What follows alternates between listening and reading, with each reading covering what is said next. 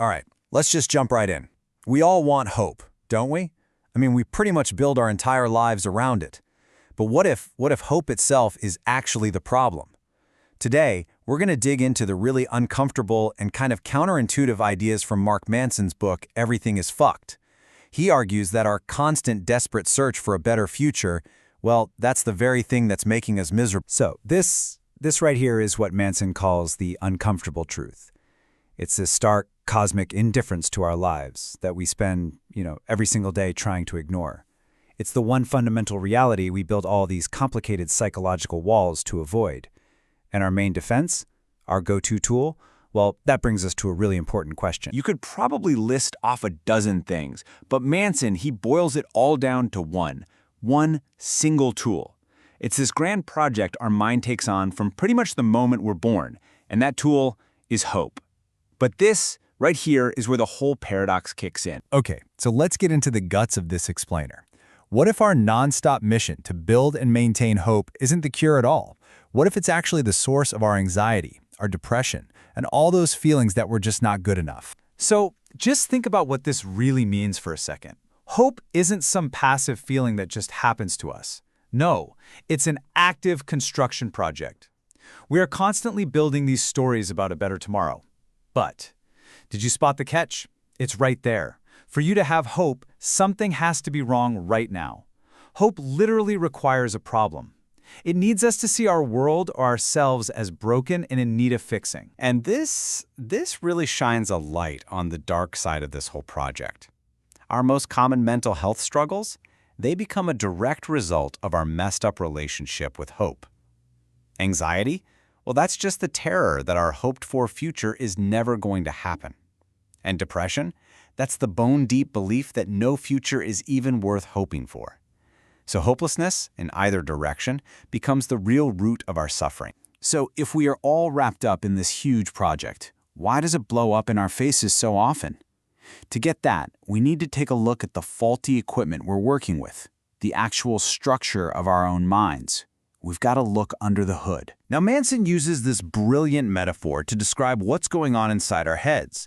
He calls it the clown car, a system that just seems perfectly designed for chaos and irrational decisions. So let's meet the two characters who are running this whole show. So check out the power dynamic here. You've got the thinking brain. That's our logical driver, right? It's got the map, it's calculating the route, but then you have the feeling brain. It's the impulsive passenger in the back that couldn't care less about the map. It just screams, "Turn left, I have a good feeling about this." And here's the crazy part. More often than not, the driver actually listens. So get this. True self-improvement isn't about giving the thinking brain more facts or making it smarter. The driver already knows where to go. The real work, the hard work, is in educating the feeling brain. It's about challenging all those bad value judgments that make it want to drive the car straight off a cliff. And as if that wasn't enough, our brains seem to have this built-in happiness thermostat. There was this famous study that found no matter what happens to people, getting a huge promotion or having a terrible accident, their happiness level almost always drifts back to a personal baseline. And for most of us, that's about a 7 out of 10. We seem to be hardwired to be, and I quote, mildly but not fully satisfied. Man, this quote just hits the nail on the head. It perfectly explains why we're stuck at a 7. Our brains are on what psychologists call the hedonic treadmill. We are problem-solving machines. As soon as one problem is solved, our brain doesn't just chill out. Nope. It immediately finds a new, maybe smaller, shoe that pinches to get obsessed with. We are literally designed to focus on what's wrong, which, you can see, is the perfect fuel for a life built on hope. And this is the real turning point. If we're all driving around in a clown car, and our brains are literally designed to keep us a little bit unhappy all the time, are we just doomed? Is that it? Or is there another way to live? A path that doesn't depend on this flawed idea of hope? The answer, at least according to Manson, is all about growing up. And I don't just mean getting older. I mean achieving real psychological maturity. And that means we have to shift our entire value system away from one based on hope for some better future to one that's based on virtue in this very moment. So Manson lays this out in 3 basic stages. First, we start as a child, right? We're driven by simple pleasure and pain. Ice cream is good, a hot stove is bad. Simple. Then we become an adolescent, and we operate on transactions. Everything is a deal. If I'm good, then I get a reward. The final step, and it's the hardest one, is true adulthood, acting on principles unconditionally just because it is the right thing to do. And this distinction, this is everything. An adolescent is honest so they can get a reward or avoid punishment. An adult is honest because honesty is the reward. That becomes the new foundation for a life beyond hope. You're not doing the right thing to build some better future. You're doing it because it's the right thing to do right now. When you start living by these kinds of principles, you develop something even more powerful than just resilience. You become anti-fragile. See, a resilient coffee cup, it might survive being dropped. But an anti-fragile system actually gets stronger from the chaos. A really profound example of this is the Vietnamese monk Thich Quang Duc. He sat meditating, perfectly calm, as he burned to death in an act of protest.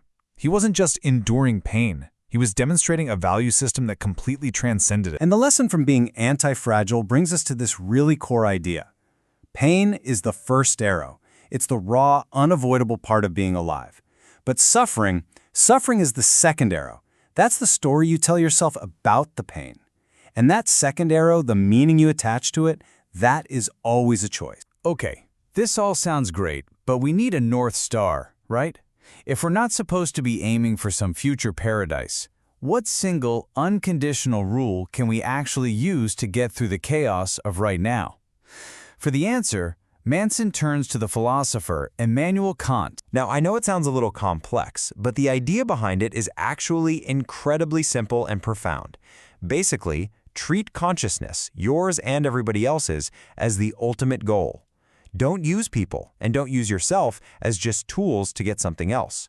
Respect for consciousness. That should be the one thing that is never, ever up for negotiation. So what does this actually look like in real life? Well, it means you're honest, because respecting another person's mind means they deserve the truth. It means you don't manipulate people, because that's just treating them like a chess piece in your own game. It even means not abusing yourself, your own body, your own mind, as just a means to some shallow goal. And that right there is the huge shift. This is not another project based on hope. It doesn't promise you a perfect future. It simply offers a way to act with integrity and maturity in this moment and the next one and the one after that. It's about building your character, not building a castle in the sky. And so, this is where we'll end it. Forget for a second about what you hope to get next year or in 10 years. Just think about your very next interaction, your next decision. How would your actions change if this one single principle became your guide? What would that look like for you right now?